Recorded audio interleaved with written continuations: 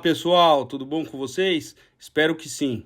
Eu sou o Robson, sou aluno da Escola do Mecânico no bairro de Santana, zona norte de São Paulo, e hoje eu vou tentar te mostrar um pouquinho mais sobre o famoso ciclo Otto, mais conhecido como motor de combustão interna. Vamos falar um pouquinho mais sobre a sua história, funcionamento, características, peças e atualizações. Afinal, essa maravilha já conta com mais de 120 anos de vida, não é mesmo? Então bora lá! O ciclo Otto é um processo termodinâmico que revolucionou o mundo dos motores a combustão interna e é o coração pulsante dos veículos automotivos modernos. Este ciclo, que leva o nome do seu inventor alemão Nikolaus August Otto, define as etapas de transformação de energia térmica em energia mecânica, impulsionando assim a indústria automobilística e moldando o transporte moderno. O estudo da combustão interna inicia-se com um conhecimento do funcionamento da máquina a vapor. A máquina a vapor teve grande participação no desenvolvimento dos veículos não tracionados por animais, com participação significativa nas locomotivas a vapor utilizadas no século XVIII. Sua história, 1860. A história do ciclo Otto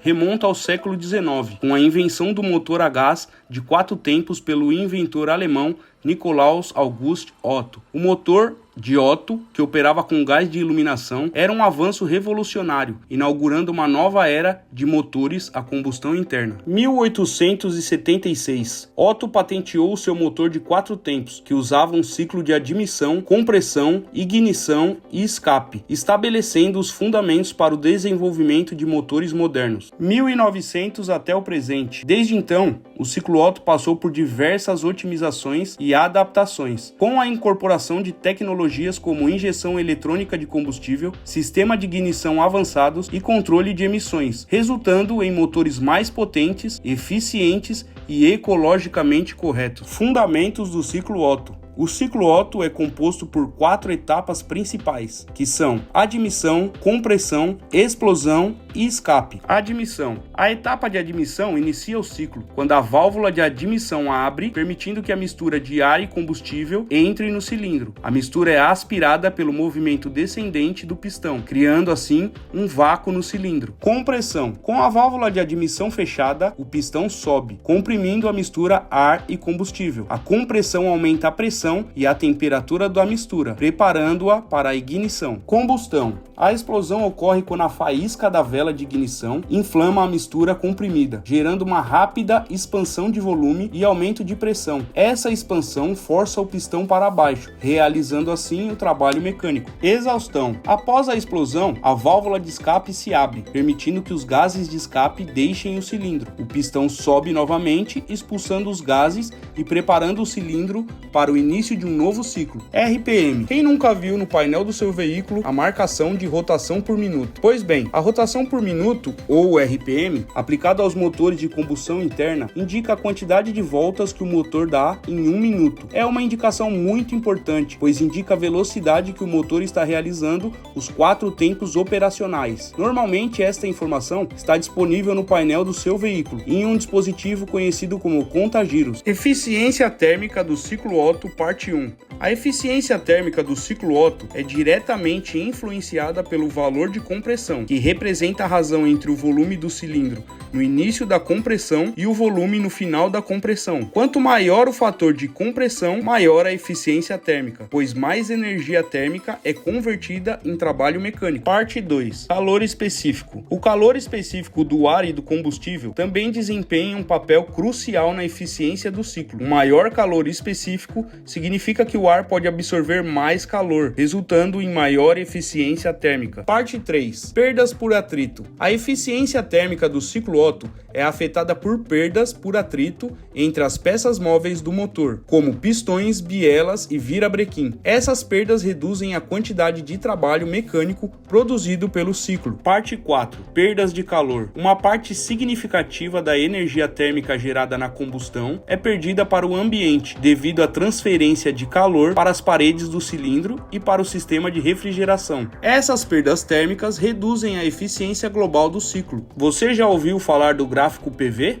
Gráfico pressão-volume. O gráfico PV do ciclo Otto mostra a variação de pressão em relação ao volume ao longo das 4 fases. Ele ajuda a entender a eficiência termodinâmica do motor e a relação entre a especificação da mistura e a explosão durante a combustão. Sistema pistão, biela e manivela. O sistema pistão, biela e manivela é o meio mais eficiente de transformar o movimento retilíneo de sobe e desce do pistão em um movimento rotativo na árvore de manivelas. O objetivo desse sistema é proporcionar a realização de força descendente no pistão para que com a articulação da biela seja realizado um movimento rotacional na manivela. É como a ação de pedalar uma bicicleta. A força realizada pelo pé do ciclista é transferido para o pedal e por fim ao eixo da coroa, proporcionando o movimento da bicicleta. Em um motor de combustão interna, a força é aplicada no topo do pistão para obtenção de rotação e força na árvore de manivelas. Agora que você já entendeu seus princípios de funcionamento, vamos conhecer um pouco sobre alguns dos componentes do motor de combustão interna. O motor de combustão interna, ou ciclo Otto, é uma máquina construída com determinadas peças bem específicas. Desde a sua criação em 1860 por Otto, esse sistema vem recebendo melhorias e atualizações, mas as mais significativas são design, material aplicado e sua configuração. Em rotativo, em linha, em V, em W,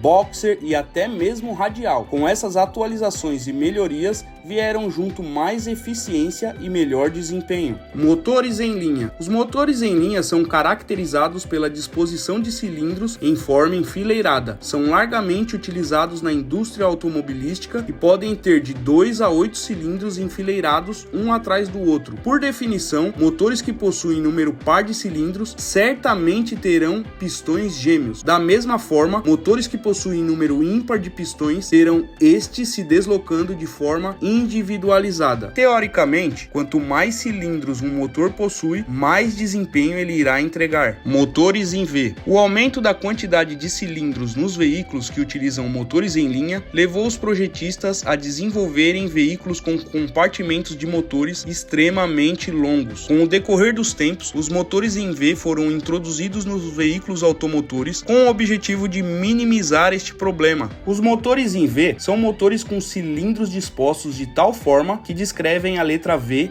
em sua configuração. Isto possibilitou uma redução significativa no comprimento dos motores, mantendo a quantidade de cilindros utilizados nos grandes motores de cilindros em linha. Motores com cilindros contrapostos ou motores boxer. Os motores com cilindros contrapostos, também conhecidos como boxer ou flat, são motores com deslocamento horizontal dos pistões. Normalmente possuem a mesma quantidade de cilindros de ambos os lados, sendo as aplicações mais comuns de 4 e 6 cilindros. São caracterizados pelo baixo peso, facilidade de manutenção e refrigeração a ar. São utilizados em larga escala em aviões de pequeno porte. Motor em W. Os motores em W são caracterizados por uma configuração que lembram 2 motores em V dispostos lado a lado, compartilhando a mesma árvore de manivelas. Foram criados com a intenção de agrupar a potência de 2 motores V8 em um espaço reduzido. Podem ter 16 ou 18 cilindros, dependendo de sua aplicação. Motores radiais. Os motores radiais, também conhecidos como motor estrela, têm seus pistões dispostos em torno de um ponto central da árvore de manivelas. Normalmente têm entre 7 e 9 cilindros e são refrigerados a ar. Sua aplicação mais comum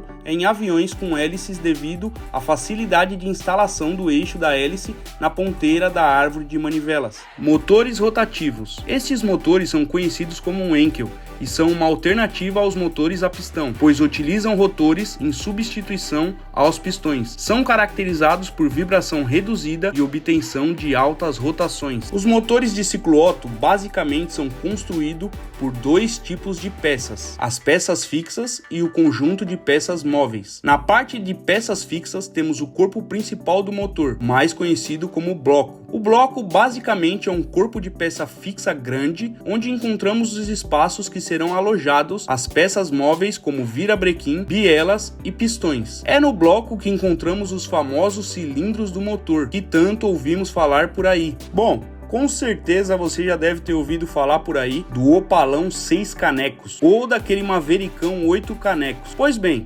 quando você ouve falar em V8, em V6, nada mais é do que a quantidade dos seus cilindros. Nos carros populares, por exemplo, o comum é encontrarmos 3 ou 4 cilindros. Nos carros mais premium, geralmente encontramos 6 e 8 cilindros, em BMW, Porsche, Mercedes. E o Bugatti? Quem não conhece o Bugatti? O hipercarro com nada mais, nada menos que 16 cilindros. O Chiron 8 litros com 16 cilindros em W é apoiado por 4 turbos que lhe permitem produzir uma potência equivalente a 1.600 cavalos. Segundo a Bugatti, ele vai de 0 a 100 em 2,4 segundos e atinge a velocidade máxima de 440 km por hora, limitada eletronicamente pelo fabricante. Parece muito, não é? Mas a própria fabricante usou um protótipo da versão Super Sport 300+, com o mesmo motor na pista de testes da Volkswagen na Alemanha, e essa belezinha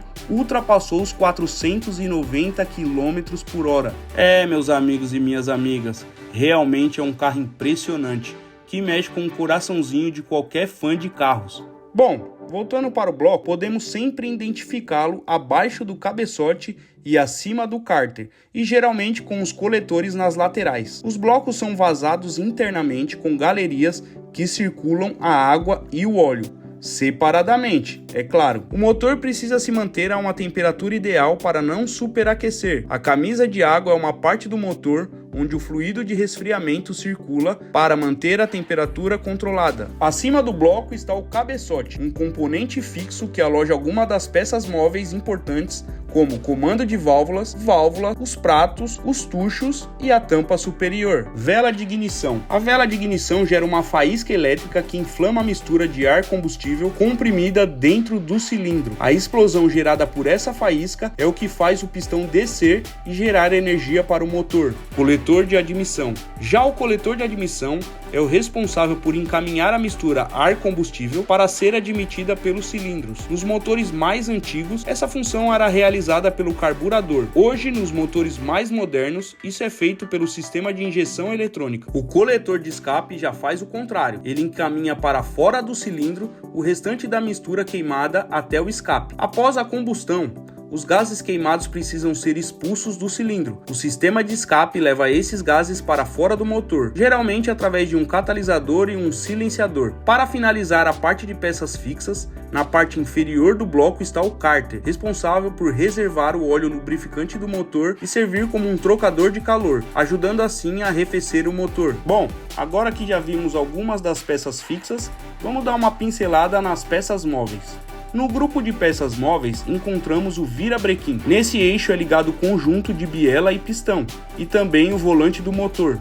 A biela é o braço de ligação entre o pistão e o virabrequim, que transforma o movimento retilíneo de sobe e desce do pistão dentro do cilindro em movimento rotativo do virabrequim, que é o que efetivamente move as rodas do veículo. Os pistões conectados às bielas convertem a pressão gerada pela explosão de combustão em movimento linear, transferindo a energia para o virabrequim. Válvulas de admissão e escape. As válvulas de admissão e escape, controladas pelo comando de válvulas, regulam o fluxo de ar e gases de escape para dentro e para fora do cilindro, garantindo bom funcionamento otimizado do ciclo. Comando de válvulas. Comando de válvulas é um eixo que trabalha em sincronismo com o virabrequim, girando e contendo os conhecidos cames mecânicos, que são responsáveis por acionar as válvulas de admissão e descarga do motor. Se algum desses componentes falhar, o ciclo não funciona adequadamente e o motor perde eficiência ou até mesmo para de funcionar. Bom, pessoal, espero que tenham gostado desse vídeo e aprendido um pouco mais sobre essa paixão que a maioria da população tem, que são esses motores maravilhosos que a gente já conhece. Se ficou alguma dúvida, volta um pouquinho aí no vídeo e não esquece de deixar os seus comentários e suas considerações. Eu vou ficando por aqui, um abraço e até a próxima. Fui!